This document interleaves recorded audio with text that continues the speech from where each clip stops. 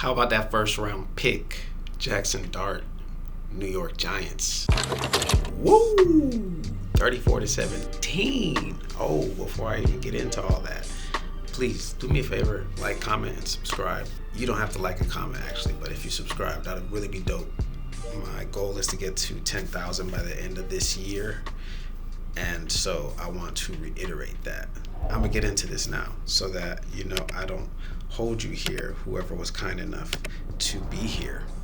Because you could have been anywhere in the world, but you are here with me, and I appreciate that. Man, so the Giants really came on strong last night, and I guess I want to take this moment to maybe dive into this a little bit. I've said a lot of things about Jaxson Dart. I've said a lot of things about the New York Giants jumping up to take Jaxson Dart at that spot, and how so many people, had this theory that the NFL did Shedeur Sanders dirty. But what's crazy is if Shedeur could play like what Jaxson could do, one of these teams would have put him on the field to do so. One of them would have, but nobody has. Nobody would hide that kind of talent. But now we're watching Jaxson Dart in this position, and he's doing it wonderfully, masterfully.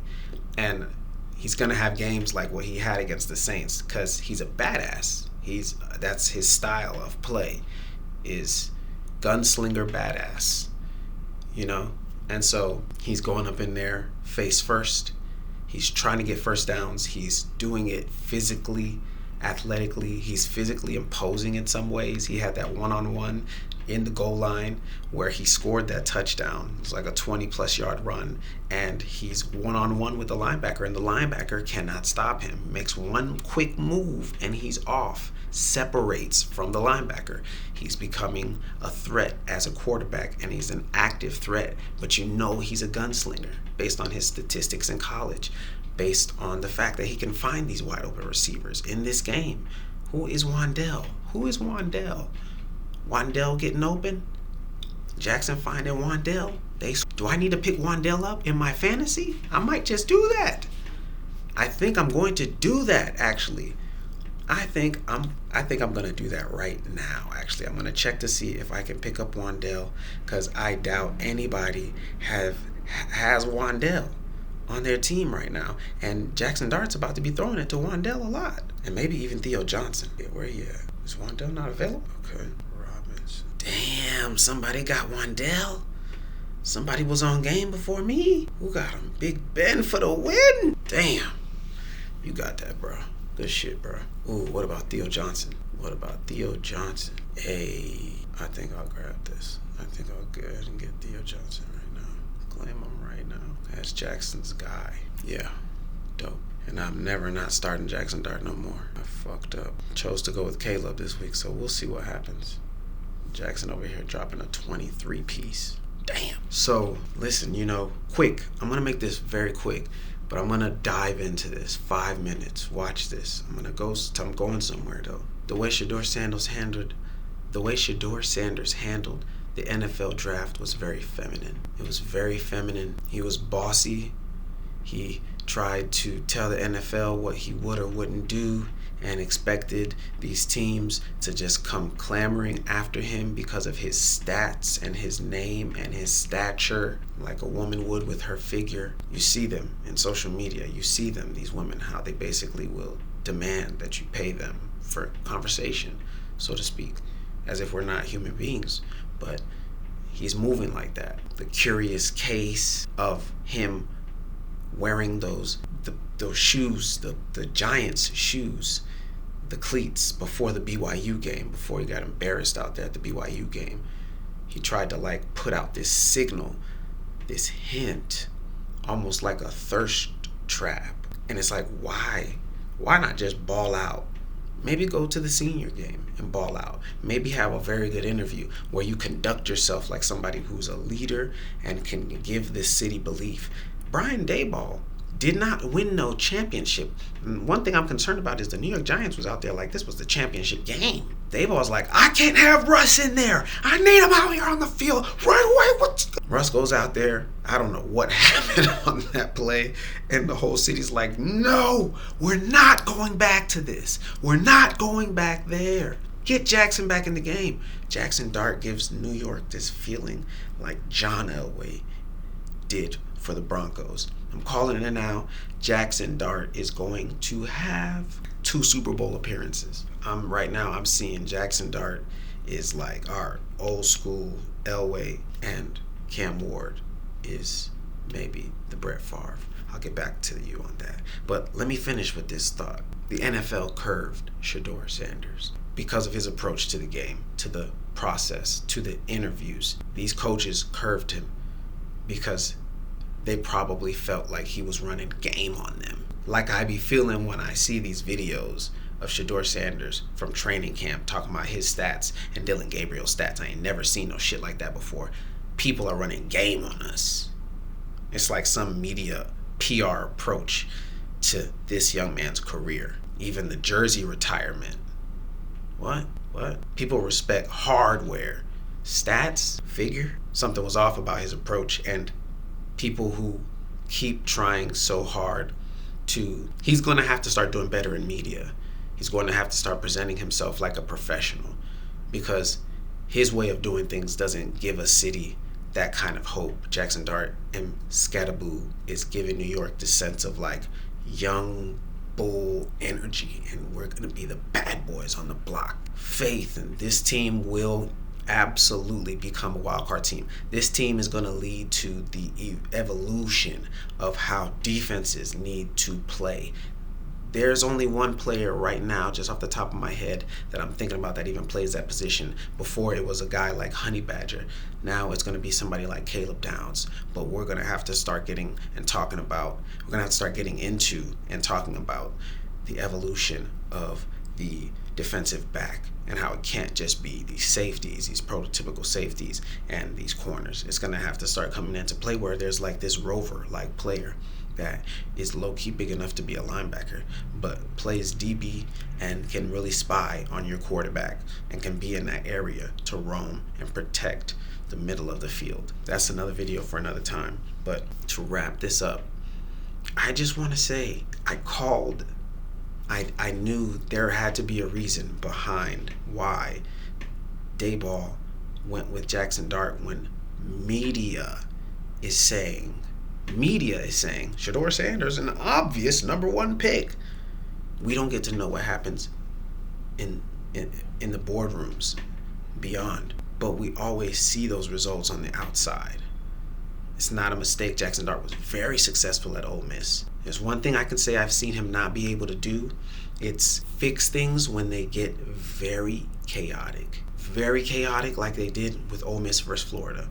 At that end of the game, it's almost like he got into slinging it mode instead of slinging it, just letting it go, winging it instead of winning it. But I feel like him with Daboll, maybe Daboll is going to be thinking about the winning it mode and keeping him squared away and focused on the right things.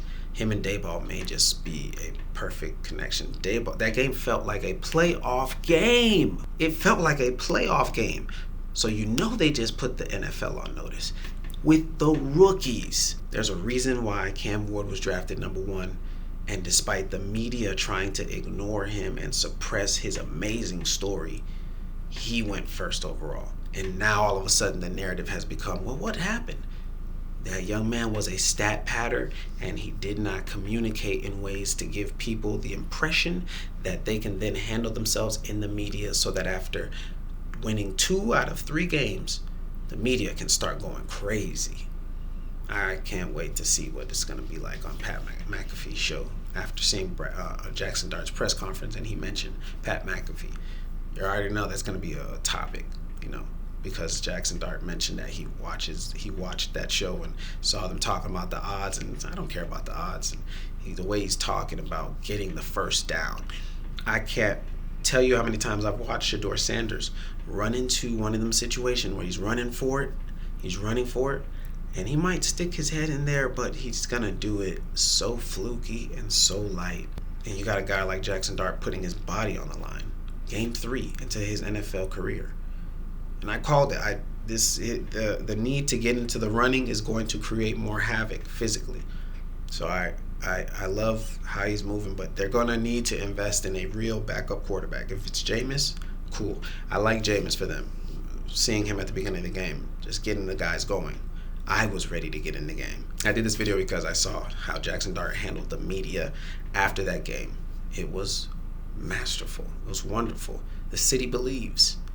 Now, they're going to have to chill a little bit because the Giants' schedule is insane.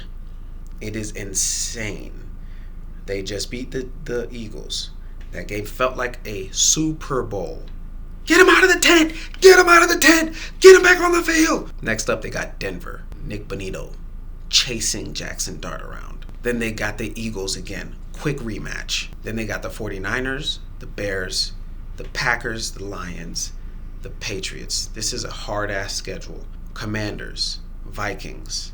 And then at the end, there are a couple of games there against the Raiders and the Cowboys that are kind of like, okay, we know we can win those games, but all these other games here are like playoff games.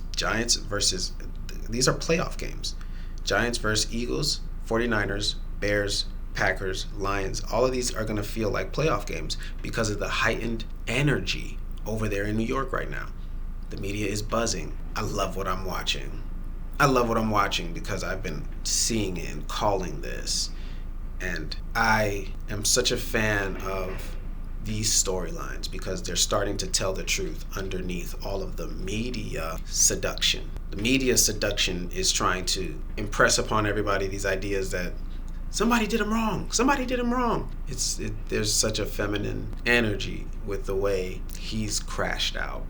Even just all this behavior with the miming. It's crazy because that feels like a woman who's just not trying to hear me, not trying to text me back. I've had conversations with women before where I'm sitting there expressing upon her my feelings and what just happened, and she's just like, all right, bro. As opposed to the way Jaxson Dart and Sheduer are handling the media and not putting things on their teammates and not blaming people in their interviews and handling things in ways that are just beyond passive aggressive. Listen, I am a fan of the Giants. I do think they have the opportunity to be a wild card team, and I would love to see it. They would be exciting. The schedule is crazy, though. But I think they can absolutely beat all of these teams because Jaxson Dart is trying to keep them in it. His health is all I can really say is up for question. He's got about 330 snaps right now so far in his career, and he's already been in the concussion protocol tent 3 times. That means for every 3 or 4 games, he's going in concussion protocol. That's wild. That's wild, and it's too much. It's too much.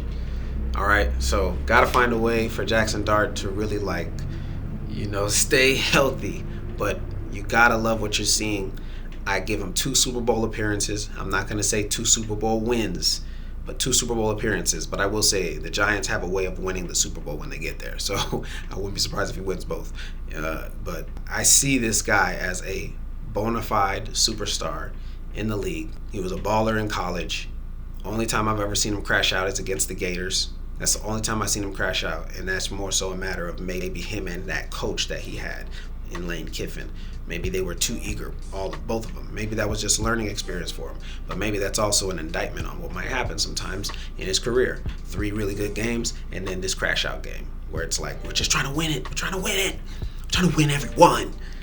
And so he just sometimes maybe pushes the ball a little too hard sometimes. But we'll see. I think they're one wide receiver away, and 1 more running back. They got to get 1 more running back because Cam Sheduer needs his relief. You got to get him his relief. And just real quick, I just want to mention how amazing Cam Sheduer has been. Love watching him at Arizona State.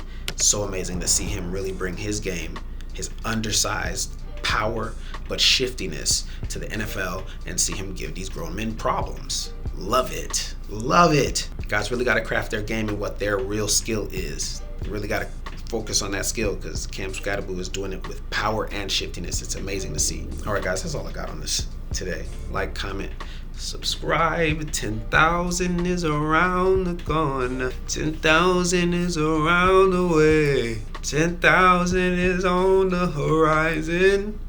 10,000.